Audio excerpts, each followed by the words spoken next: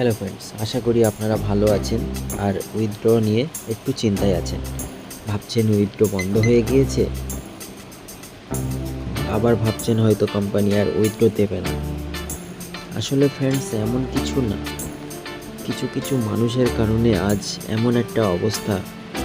Teaser NFT যখনই আমাদের নিয়ে ভাবে, কোনো একটা উপহার আমাদের জন্য নিয়ে আসে, তখনই আমরা কোনো না কোনো প্রবলেমের মধ্যে পড়ে যাই।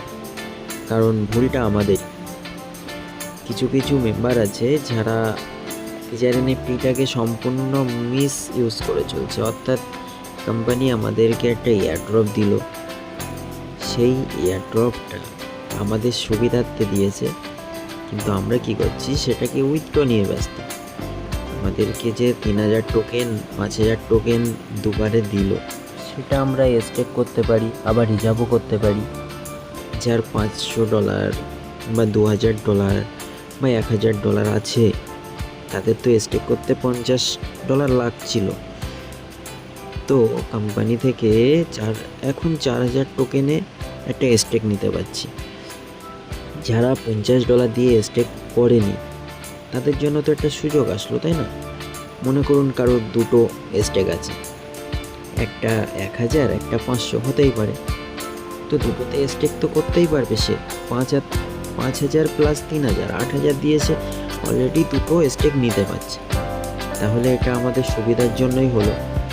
আর যাদের 100, 200 এরকম ডলার আছে, তো তাদের সুবিধাটা কি হলো? তারা যদি 5000 টোকেন আর 3000 টোকেনটা কালেক্ট করে, সেটাকে সোয়াইপ করে $120 থেকে $150 পাওয়া যাচ্ছিল। তো সেটা দিয়ে আমরা তো আবার রিজার্ভেশনটা করতে পারতাম, তাই না? তো আমরা এতটাই স্বার্থপর হয়ে গেছি যে কোম্পানি আমাদেরকে, যে আমাদের পুরনো ডলারটা তুলতে পারছি না, সেটা হোল্ড হয়ে আছে।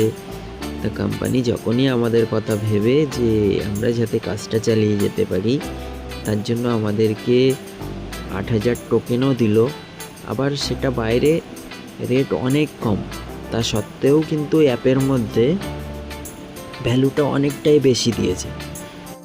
তো আপনারা যারা উইথড্র বসিয়ে রেখেছেন, আপনারা চাইলে উইথড্রটা ক্যান্সেল করে রিজার্ভ করতে পারেন, আবার ওয়েটও করতে পারেন। তো আমি ফাইনালি আমার উইথড্র বসানো ছিল, সেটা ক্যান্সেল করে আমি এখন থেকে রিজার্ভ চালু করলাম।